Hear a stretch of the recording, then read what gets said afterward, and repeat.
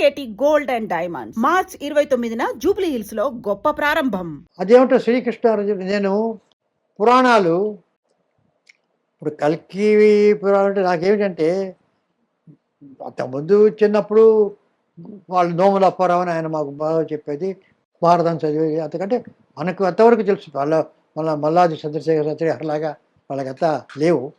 But we know enough of Bharatam. నేను రెండే పురాణాలకు work చేశాను అసిస్టెంట్గా.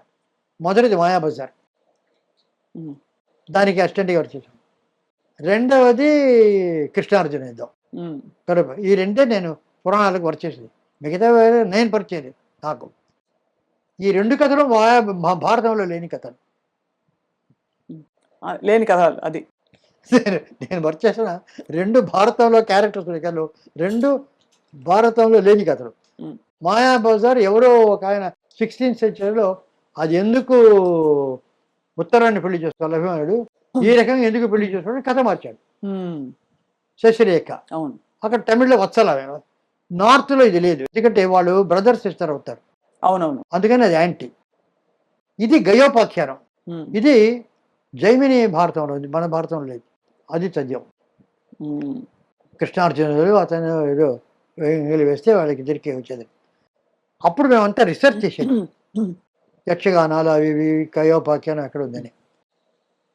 అక్కడెక్కడ గయోపాఖ్యానం ఉందంటే బెంగాలీలో ఒక వర్షన్ ఉంది గయోపాఖ్యానం, వెరీ ఇంట్రెస్టింగ్.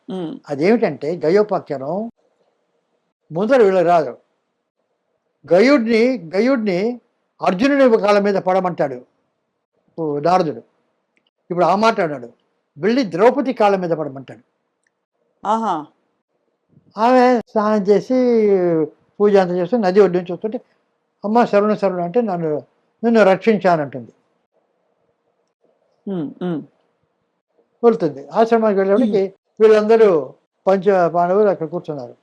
ఇతను ఎవరో శరణు కోరాడు, నేను రక్షిస్తాననే మాట ఇచ్చాను, ఆయన రక్షించండి అన్నాడు. చెప్పి లోపలికి వీళ్ళు రాగా చెప్పి ఏమి రక్ష అంటే మాకు ఈ రకంగా ఏదో అయింది. ఇంతకు ఎవరయ్యా ఆయన ఎనిమిది అంటే కృష్ణుడు ఆ మాట ముందే చెప్పకూడదా. We will not do, we won't fight, మేము అంతా మాకు అర్థం అవుతాడు. అప్పుడు ద్రౌపది గురించి మేము ఇదేమిటి ఇలాగే పట్టుకొచ్చావు, నేను మాట ఇచ్చాను, మీరు యుద్ధం చేస్తారా చేయరా, మేము చెయ్యం, అయితే నేనే యుద్ధం చేస్తా, నేను రక్ష తప్పదా. ఏం చేస్తాడు కృష్ణుడు అని అక్కడికి యుద్ధం వెళ్తుంది బాణం అంతా పట్టుకొని. వెళ్తే కృష్ణుడు అక్కడ చూస్తాడు, ఇదేమిటి ద్రౌపది వచ్చింది అని చూస్తాడు. సత్యభామ వాళ్ళు వస్తారు, ద్రౌపదితో మీరు యుద్ధం చేయదని నేను చేస్తానని సత్యభామ.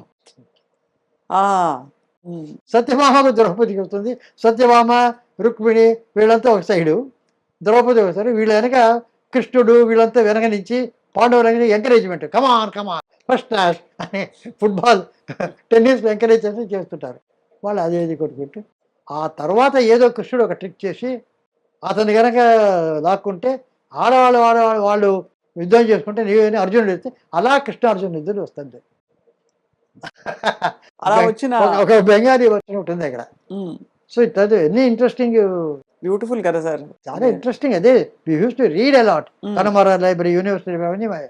చెరువీరాల భాగయ్య శాస్త్రి గారని చాలా యక్షగానాలు ఇవన్నీ చేశారు.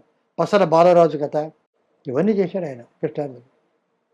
So much of reading. అప్పట్లో సార్ అంత తక్కువలో అంత కళాఖండాలు చేశారు. తర్వాత ఇన్నోవేటివ్ అసలు టెక్నాలజీ ఓరియంటెడ్ సినిమాలు ఇవన్నీ కూడా చేశారు. అంటే టెక్నాలజీ అంటే బ్యాక్ టు ద ఫ్యూచర్ లాంటి సినిమా, అంటే ఆదిత్య 369 ఇలాంటి సినిమాల కాన్సెప్ట్కి మరి. కానీ బడ్జెట్స్ ఇప్పుడు చూస్తే అప్పటికి ఇప్పటికి ఎందుకు సార్ అంత షూటప్ అయిపోతున్నాయి? ఆదిత్య 369 బడ్జెట్ ఎంత సార్ అప్పుడు? తెలియదు, అడ్జస్ట్ పెట్టేది. కానీ it was quite a big budget, but అంత కంఫర్టబుల్ ఉంది దానికి. ఇది ఓకే, అంతే లో బడ్జెట్ కాదు, దానికి ఎంత కావాలో వచ్చింది. ఇప్పుడు ఏమైందంటే basically I will tell you what happen. భావదారిద్ర్యం, డబ్బు దారిద్ర్యం లేదు, భావదారిద్ర్యం ఉంది, ధనదారిద్ర్యం లేదు. అంత కావాలంత ఉంది. భావదారిద్ర్యం చాలా ఉంది. క్రియేటివ్గా ఎక్కువ మంది.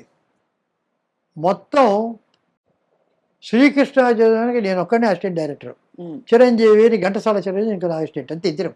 అంత పెద్ద పిక్చరు. రామారావు, నాగేశ్వరరావు, సరోజినీ వీళ్ళందరూ. మామూలుగా వెళ్తే 10 మంది అసిస్టెంట్ డైరెక్టర్స్ ఉన్నారు. ఇప్పుడు కదా మామూలు వెళ్తే దానివల్ల కానీ ఎవరు ఏం చేస్తారు, నేను దీనికి నేను దానికి ఎవరు it's not of a corporate thinking. There is no grip of all the people over the totality of the subject. అదే కదా సార్, అదే కదా.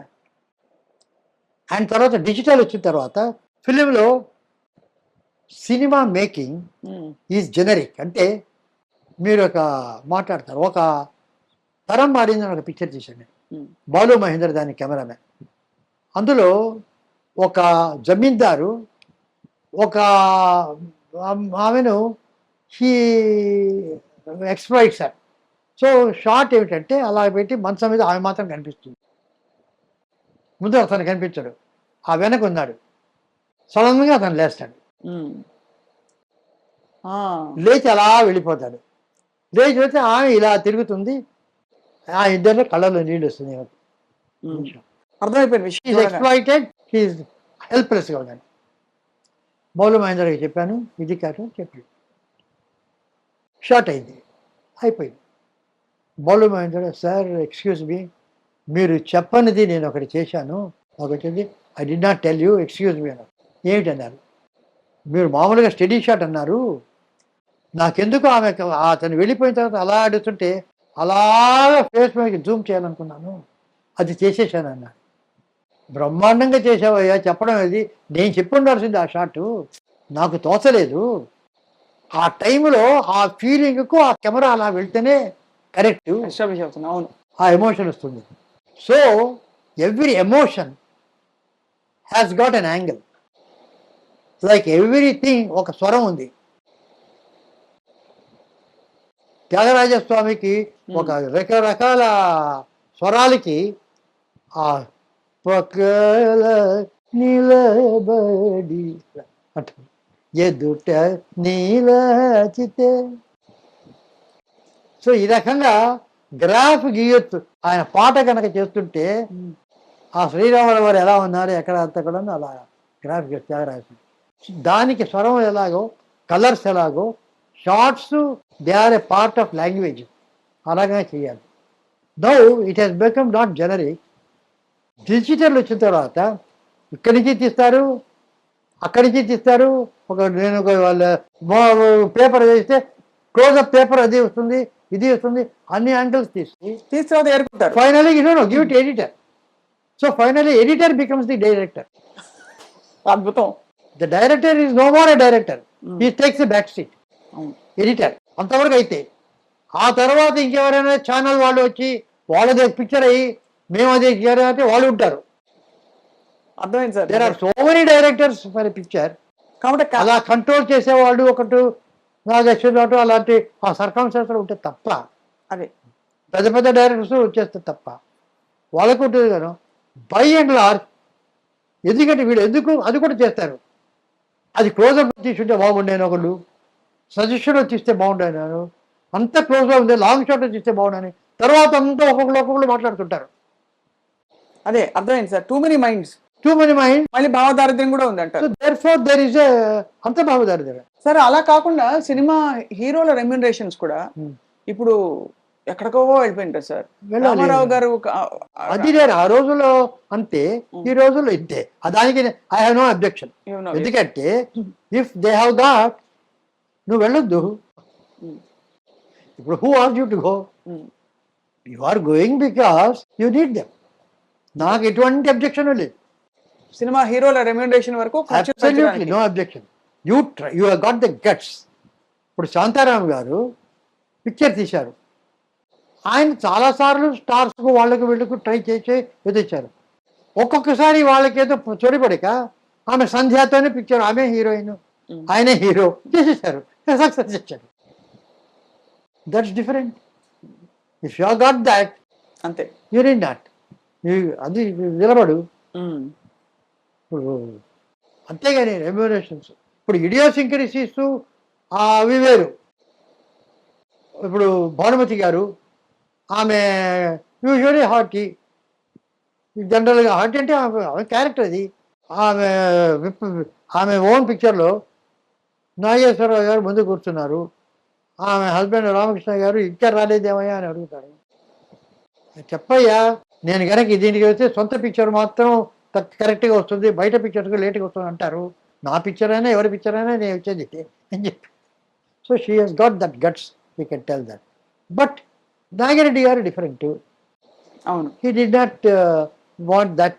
సో ఇప్పుడు మిస్సమ్మకు సాబితం చేశారు, ఎస్వి రంగారావు తీసేసి ఇంకొక పాపకి పెట్టారు. He didn't. So that is it.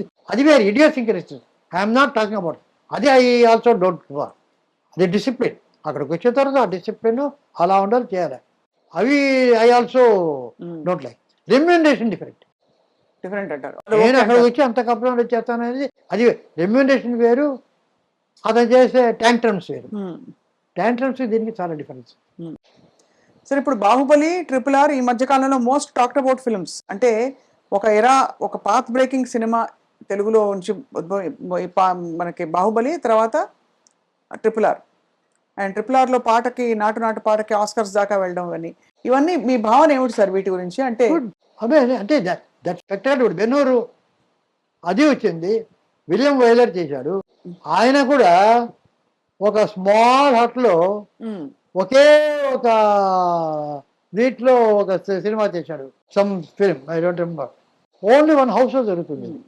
David Lean అటువంటి బ్రిడ్జ్ ఆన్ ది రివర్ చేశాడు, ఒక ట్రైన్లోనే ఒక పిక్చర్ చేశాడు. So that is also there, this also there.